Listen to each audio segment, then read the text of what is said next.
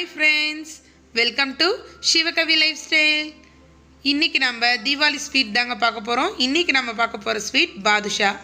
இந்த ஸ்வீட் செய்யறதுக்கு என்னென்ன இன்கிரிடியன்ட்ஸ்லாம் தேவை அப்படின்னு நம்ம பார்க்கிறதுக்கு முன்னாடி நீங்க இன்னும் நம்ம சேனலை சப்ஸ்கிரைப் பண்ணலையா? கீழே இருக்க செகப் பட்டன் சப்ஸ்கிரைப் அழுத்தி சப்ஸ்கிரைப் பண்ணிக்கோங்க. பக்கத்தில் இருக்க பெல் பட்டன் அழுத்தி ஆல் அப்படி கொடுத்துக்கோங்க. அப்பதான் நாங்கள் போடுற எல்லா வீடியோ உங்களுக்கு நோட்டிஃபிகேஷனில் வரும். நீங்கள் எந்த வீடியோவுமே மிஸ் பண்ணாமல் பார்க்க முடியும். அடுத்து வீடியோவை ஸ்கிப் பண்ணாமல் பாருங்கள். அப்போ தான் இன்ஃபர்மேஷன் ஃபுல்லாக கிடைக்கும். ஓகே ஃப்ரெண்ட்ஸ், வாங்க இப்போ வீடியோக்குள்ளே போகலாம்.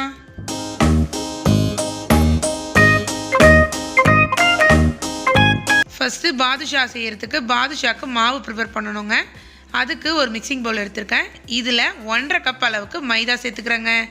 இப்போ இதில் 2 டேபிள் ஸ்பூன் அளவுக்கு வெண்ணெய் சேர்த்துக்கிட்டேங்க.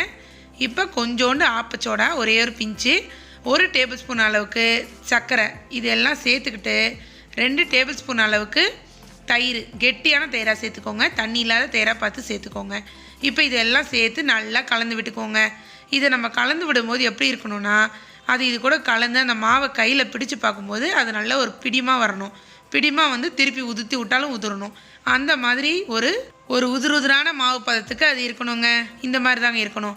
இப்போ கொஞ்சம் கொஞ்சமாக தண்ணி தெளித்து ஒரு ஹார்டாகவும் இல்லாமல் சாஃப்டாகவும் இல்லாமல் ஒரு மீடியம் பதத்துக்கு ஒரு மாவாக, ஒரு உருண்டையான மாவாக பிசைஞ்சு வச்சுக்கணுங்க.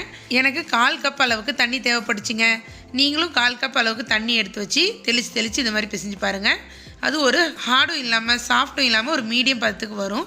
இப்போ நான் மாவாக உருண்டையாக பிடிச்சிட்டு உங்களுக்கு காட்டுறேங்க. பாருங்கள், மாவு ரெடி ஆகிடுச்சு.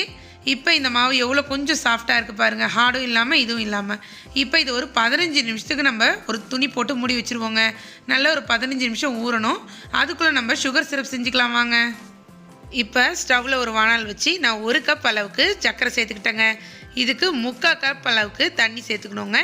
இப்போ இது 1 ஸ்ட்ரிங் கன்சிஸ்டன்சி, அதாவது ஒத்த கம்பி பதத்துக்கு நம்ம கொண்டு வரணும். அதாவது சர்க்கரை கரையிற வரைக்கும் நீங்கள் ஹை ஃப்ளேமில் வச்சுக்கோங்க.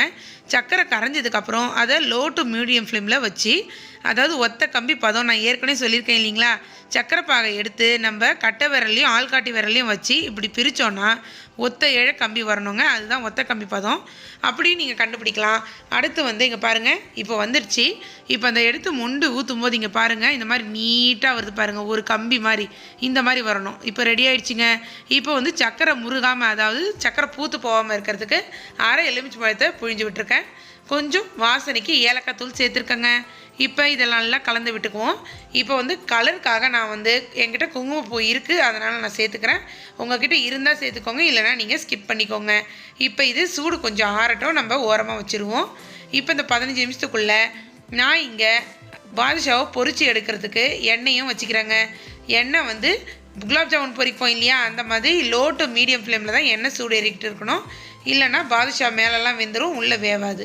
அதனால் இது லோ டு மீடியம் ஃப்ளேமில் இங்கே வெந்துக்கிட்டே இருக்கட்டும். இப்போ 15 நிமிஷம் ஆயிடுச்சு. நம்ம மாவு எப்படி இருக்குன்னு பார்க்கலாம். இப்போ 15 நிமிஷத்துக்கு அப்புறம் இங்கே பாருங்கள், மாவு சரியான பதத்துக்கு வந்துருச்சு. இது தாங்க கரெக்டான பதம். அதாவது அந்த மாவு நீங்கள் ஓப்பன் பண்ணி பார்க்கும்போது உள்ளே லேயராக ஒரு மாதிரியாக இருக்குங்க. அதுதான் கரெக்டான பதம். இப்போ நம்ம அதில் தேவையான அளவு சின்ன ஒரு உருண்டையாக எடுத்துக்கிட்டு கையில் எண்ணெயை தடவிட்டு இந்த மாதிரி உருட்டிக்கோங்க. உருட்டி அதை கையில் வச்சு மெதுவடைக்கு தட்டுவையிலே அந்த மாதிரி ஒரு அழுத்தம் கொடுங்க.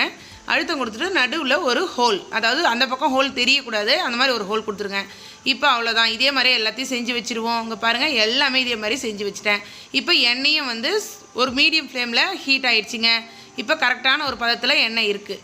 இப்போ அது எல்லாத்தையும் எடுத்துகிட்டு இதில் சேர்த்துக்குவோங்க. நம்ம ஒரு டைமில் ஒரு 4, 5 அந்த மாதிரி நல்ல பெரிய பாத்திரமாக வச்சு நீங்கள் பொரித்து எடுத்துக்கோங்க. இப்போ போட்டவுடனே நம்ம ஒரு கரண்டியை வச்சு குத்தக்கூடாது. அதாவது அதுவே ஒரு பதம் வெந்தவுடனே அப்படியே மேலே எழும்பி தனியாக மிதக்குங்க. அப்போ தான் நம்ம திருப்பி விட ஆரம்பிக்கணும். இப்போ நம்ம இதில் சுகர் போட்டோம் இல்லையா, அதனால் கேரமலைஸ் ஆகும், மேலெலாம் அப்படியே கலர் பிடிக்க ஆரம்பிக்கும். நீங்கள் மீடியம் டு லோ ஃப்ளேமில் வச்சு தான் அதை நீங்கள் குக் பண்ணணும். இல்லைனா மேலே சீக்கிரம் கலர் வந்துடும், உள்ளே வேகவே வேகாது. இங்கே பாருங்கள், மேலே கேரமலைஸ் ஆகிருக்கு, உங்களுக்கு தெரியுதா, கலர் மாறுது. அது அந்த சுகர் போட்டதுனால தான். அடுத்து குலாப் ஜாமுன் பொரிக்கிற மாதிரியே எண்ணெய் வைங்க. எண்ணெயை ஹை ஃப்ளேமில் வச்சுட்டிங்கன்னா உள்ளெல்லாம் வேகவே வேகாது. இப்போ இதே மாதிரியே இதை திருப்பி விட்டு வேக வச்சு எடுத்துக்குவோங்க. நல்ல ஒரு கோல்டன் ப்ரௌன் கலருக்கு வரணும். ரொம்ப ஒயிட்டாக இருக்கும் போதே எடுத்துடாதீங்க, நல்ல ஒரு கோல்டன் ப்ரௌனுக்கு வரட்டும்.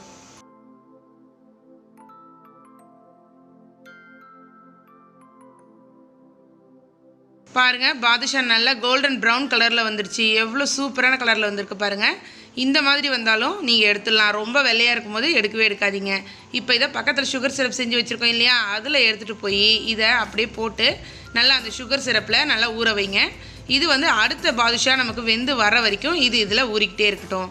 இப்போ அடுத்த பாதுஷாவை நம்ம அதே எண்ணெயில் ஒரு 30 செகண்ட்ஸ் கேப் விட்டு நம்ம அதில் பொரிச்சு எடுத்துக்குவோங்க. ஏன்னா அந்த 30 செகண்ட் அப்போ எண்ணெய் கொஞ்சம் திருப்பி ரீஹீட் ஆகும். அதனால தான் அடுத்தடுத்து போடும்போது எண்ணெயோட சூடு கொஞ்சம் கம்மியாகவே இருக்கும்.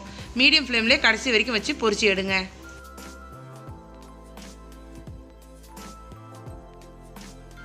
பாருங்கள் அடுத்த செட்டு பாதுஷாவும் ரெடி ஆகிடுச்சு. அதே மாதிரி கோல்டன் ப்ரௌன் வந்துருச்சு. இப்போ இதை எடுத்துக்கிறேன். இதையும் எடுத்துகிட்டு போய் அப்படியே எங்கே பாருங்கள், ஏற்கனவே நம்ம பேட்ச் போட்டு வச்சுருந்தேன் இல்லையா, அதை எடுத்துட்டேன். இப்போ இந்த பேட்சை போட்டிருக்கேன். இதுவும் நல்லா சுகர் சிரப்பில் அதே மாதிரி ஊறணுங்க. ஊறினதுக்கப்புறம் இதை எடுத்து நம்ம பிளேட்டிங் பண்ணிக்க வேண்டியது தான். நம்மளோட சூப்பரான திவாலி ஸ்வீட் பாதுஷா ரெடி. வீட்லேயே பாதுஷா செய்கிறது எவ்வளோ சுலபம்னு நீங்கள் பார்த்துருப்பீங்க.